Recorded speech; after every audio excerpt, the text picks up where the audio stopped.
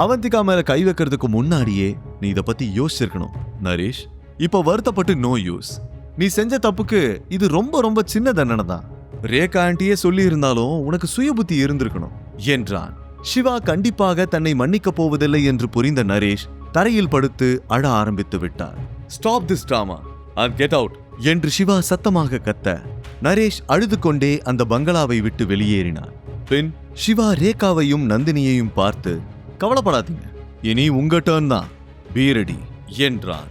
பிறகு அவந்திகாவை தன் கைகளில் ஏந்திக் கொண்டு அவனும் பங்களாவை விட்டு வெளியேற போக பாட்டி சத்தமாக, இன்னும் கேம் முடியல சிவா, இதுக்கு நீ விலை கொடுத்தே ஆகணும், கொடுக்க வைக்கிறேன் என்று கூறினார். அதை பற்றி கொஞ்சம் கூட கவலைப்படாத சிவா காரை நோக்கி நடந்தான். அவந்திகாவை சீட்டில் உட்கார வைத்து சீட் பெல்ட் போட்டு விட்டார். பின் அவள் தலையை அன்போடு தடவி, நீ இப்ப சேஃபா இருக்க அவந்திகா, கவலைப்படாத என்றான். அதை கேட்ட அவந்திகா போதையாக சிரித்தார். வாய் குளறியபடி, மேஜர் நீ வந்துட்டியா? நீ வருவேன்னு எனக்கு நல்லா தெரியும் என்று சொல்ல அதை கேட்ட சிவா ஒரு கணம் ஷாக் ஆகிவிட்டான். அவளுக்கு தன்னை பற்றி அடையாளம் தெரிந்து விட்டதா என்று யோசித்தான். அவளை உற்று பார்த்தான். ஆனால் அவள் கண்களை மூடி போதையில் முணுமுணுத்துக் கொண்டிருந்தாள். அவள் ஆழ்மனதில் சிறுவயது காதலன் சிவா அவளை காப்பாற்ற வருவான் என்ற எதிர்பார்ப்புதான் இப்போது வார்த்தையாக வெளிவருகிறது என்பதை புரிந்து கொண்டார். அவளுடைய நிலை மோசமாக இருப்பதை பார்த்த சிவா உடனே காரை எடுத்துக்கொண்டு புறப்பட்டார். மழை பெய்து கொண்டிருக்க கார் வேகமாக அங்கிருந்து சென்றது. அவன் கார் மறைவதை உள்ளே இருந்தபடி ஜன்னல் வழியாக பார்த்து கொண்டிருந்த ரேகா நிம்மதி பெருமூச்சு விட்டார். அப்பா, போய் தொலைஞ்சான், எப்படிதான் கடைசி நேரத்துல கரெக்டா வரணும் தெரியல என்று சலித்து கொண்டார்.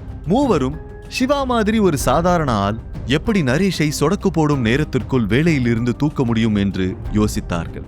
அதே நேரம் சிவா அவந்திகாவை ஹாஸ்பிட்டலுக்கு அழைத்து சென்றார். ஒரு சிறிய ட்ரீட்மெண்ட்டுக்கு பிறகு அவந்திகா ஆபத்திலிருந்து மீண்டு விட்டதாக டாக்டர் சொல்ல அதை கேட்ட பிறகுதான் சிவாவுக்கு நிம்மதியாக இருந்தது. ஆனால் அவள் இன்னும் சுயநினைவுக்கு திரும்பவில்லை என்பது மட்டும் வருத்தமாக இருந்தது. சிவா இரவு முழுவதும் அவந்திகாவின் படுக்கைக்கு அருகில் அமர்ந்து அவளை நன்றாக பார்த்து கொண்டான். அவள் முகத்தை பார்த்தபடி தலையை தடவி கொடுத்தான். அவளுடைய நிலையை நினைத்து மிகவும் கவலைப்பட்டான். உறங்காமல் அவளுக்கு அருகிலேயே அமர்ந்திருந்தான். அவனால் சுப்ரீம் ஃபேமிலியில் இருப்பவர்களும் இன்னும் தூங்கவில்லை. மூவரும் மிகவும் கோபமாக அமர்ந்திருந்தார்கள். பாட்டி அங்கிருந்த சைலன்ஸை கலைத்து, திடீர்னு அந்த சிவாவுக்கு எங்கிருந்து இவ்வளோ பவர் கிடைச்சது? ஒரு போன், ஒரே ஒரு போன் தான், நரேஷுக்கு வேலை போயிடுச்சு. இதெல்லாம் எப்படி?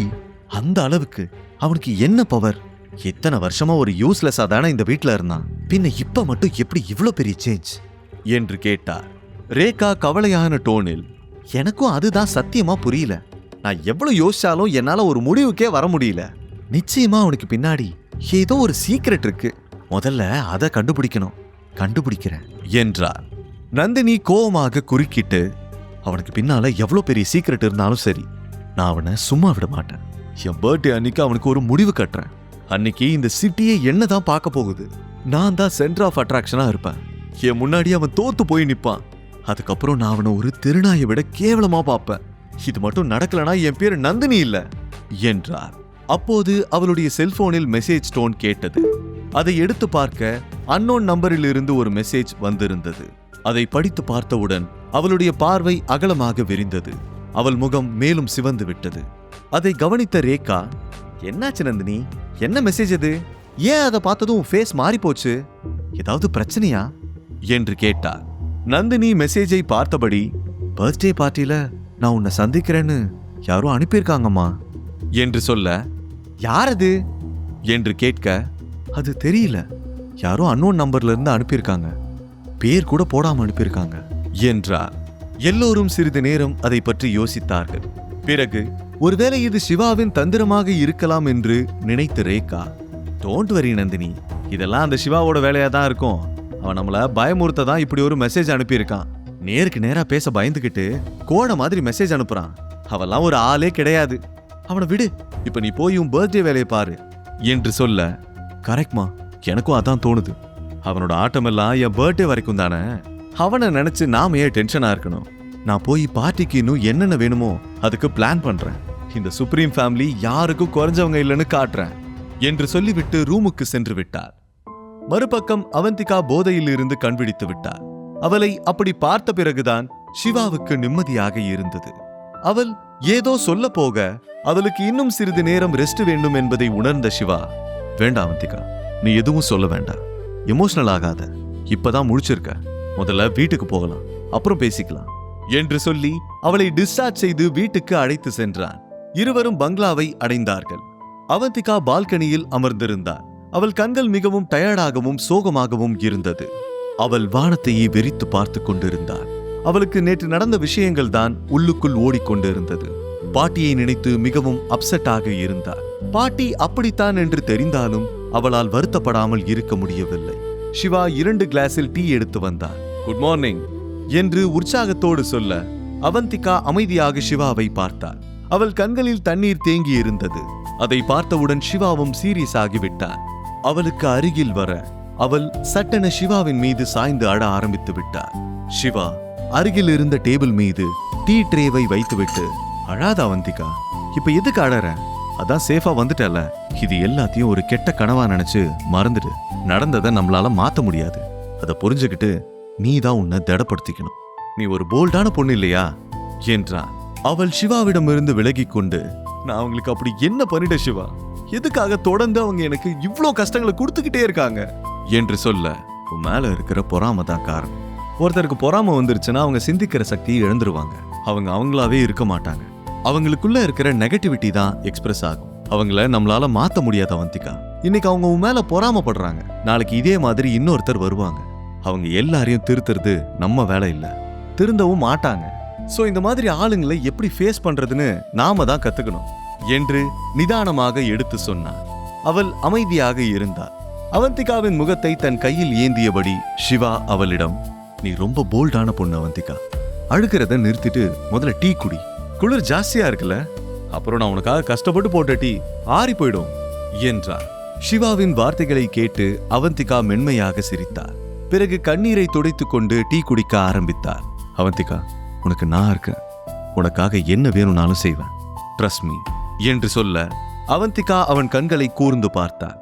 பிறகு சிரித்துக்கொண்டே, நான் உன்னை முழுசா நம்புறேன் சிவா என்றார். அப்போது திடீரென அவனுக்கு ஏதோ நினைவுக்கு வந்தது. அவன் உடனே அவசரமாக எழுந்து, மை குட்னஸ், நான் எப்படி இதை மறந்தேன் என்றவன், அவந்திகா நீ ரெஸ்ட் எடு, எனக்கு ஒரு முக்கியமான வேலை இருக்கு, அதை நான் முடிச்சுட்டு வரேன் என்றான். அவள் உடனே அவனை நிறுத்தி, என்னாச்சு சிவா, எனி ப்ராப்ளம் என்று கேட்க அவன் சிரித்துக்கொண்டே, அதெல்லாம் ஒரு பிரச்சனையும் இல்லை, ஒரு முக்கியமான வேலையை மறந்துட்டேன், நான் போயிட்டு சீக்கிரம் வந்துடுறேன், டோரை லாக் பண்ணிட்டு பத்திரமா இரு என்று சொல்லிவிட்டு வேகமாக எங்கோ புறப்பட்டான். அதே நேரம் ஒரு ஹோட்டல் ரூமில் ஹெட் குவார்ட்டர்ஸை சேர்ந்த 2 ஆபீசர்ஸும் கேப்டன் சரத்தும் அமர்ந்திருந்தார்கள். அவர்கள் மூவருமே அடிக்கடி கதவை திரும்பி பார்த்து கொண்டே இருந்தார்கள். அதை பார்க்கும்போது அவர்கள் யாருக்காகவோ காத்திருப்பது போல இருந்தது. ஆபீசர்களில் ஒருவர், என்ன கேப்டன், சிவா வர லேட் ஆகுமா என்று கேட்க சரத் தன்னுடைய வாட்சை பார்த்தார். இன்னும் 30 செகண்ட்ஸ் இருக்கு, அதுக்குள்ள கண்டிப்பா வந்துருவார் என்று சொல்லி முடிப்பதற்குள் சிவா கதவை திறந்து கொண்டு உள்ளே வந்தார். அவன் வந்தவுடன் அந்த இடம் சீரியஸாக மாறிவிட்டது. மூவரும் மரியாதையோடு எழுந்து நின்று அவனுக்கு சல்யூட் வைத்தார்கள்.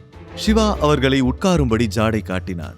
அவன் சரத்துக்கு அருகில் உட்கார்ந்து கொண்டான். சிவா வந்தவுடனேயே நேராக விஷயத்திற்கு வந்துவிட்டார். Where is the little champ என்று கேட்க, ஹெட் குவார்ட்டர்ஸில் இருந்து வந்த ஆபீசர்ஸ் இருவரும் கவனமாக ஒரு உட்டன் பாக்ஸை எடுத்து அவனிடம் கொடுக்க, இதற்கு நடுவில் கேப்டன் சரத் அவனிடம், major, we are in danger again.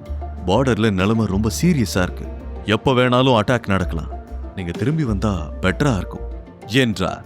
Siva பாக்ஸை கையில் வாங்கியபடி, எனக்கு புரியுது கேப்டன், பட் இப்போதைக்கு என்னால வர முடியாது, எனக்கு சில முக்கியமான வேலைகள் இருக்கு, அதான் நீங்க இருக்கீங்கல்ல, I hope you can handle the situation என்றார். நோ சிவா, நீங்க அப்படி சொல்லக்கூடாது, எப்பவுமே இந்த மாதிரி விஷயத்துல நீங்க ஃபர்ஸ்ட் ப்ரிஃபரன்ஸா ஆர்மிக்கு தான் கொடுப்பீங்க, ஆர்மிக்கு அப்புறம் தான் எல்லாமேன்னு சொல்லுவீங்க, பட் இப்ப என்னடான்னா என்று இழுக்க, இப்பவும் எனக்கு ஃபர்ஸ்ட் ப்ரிஃபரன்ஸ் ஆர்மி தான், ஆனா இப்ப இருக்கிற சிச்சுவேஷனை ஹேண்டில் பண்ண சிவா தான் வரணும்னு அவசியம் இல்லை, உங்களாலேயே நிச்சயமா இதை ஹேண்டில் பண்ண முடியும், அதனாலதான் நான் கொஞ்சம் விலகி இருக்கேன் என்றான் சிவா. உங்களுக்கு புரியல சிவா, நான் டேஞ்சரஸ் சிச்சுவேஷன்ல இருக்கிறதா சொன்னது நம்ம கண்ட்ரி பார்டரை மட்டும் இல்ல, நம்ம டீமும் தான். சில துரோகிகள் ஹெட் குவார்ட்டர்ஸ் உள்ளேயே இருக்காங்க, அவங்க தொடர்ந்து எனிமீஸுக்கு சீக்கிரட்டா மெசேஜ் கொடுக்கறாங்க, அதனால நமக்கு வெளியில இருந்து மட்டும் இல்ல, உள்ளுக்குள்ளேயே த்ரெட்டனிங் இருக்கு என்றார். அதை கேட்டவுடன் சிவாவின் முகம் கோபத்தில் சிவந்தது. இன்னும் அந்த துரோகிகளை கண்டுபிடிக்கல என்று கேட்க சரத் தலையை குனிந்தபடி, இல்ல மேஜர், இது வரைக்கும் அவங்கள எங்களால கண்டுபிடிக்க முடியல. யாரை நம்புறது யாரை நம்ப கூடாதுன்னு எதுவுமே புரியல என்றார். சிவா ஆழ்ந்த மூச்சை இழுத்த பிறகு, ஃபர்ஸ்ட் ஐடென்டிஃபை them என்று சொல்லிக்கொண்டே பாக்ஸை திறக்க முடிவு செய்தார். தன்னுடைய கோட் பாக்கெட்டில் இருந்து முழு கதையையும் கேட்டு மகிழ பாக்கெட் FM ஏபி டவுன்லோட் செய்யுங்கள். லிங்க் டிஸ்கிரிப்ஷனில் கொடுக்கப்பட்டுள்ளது.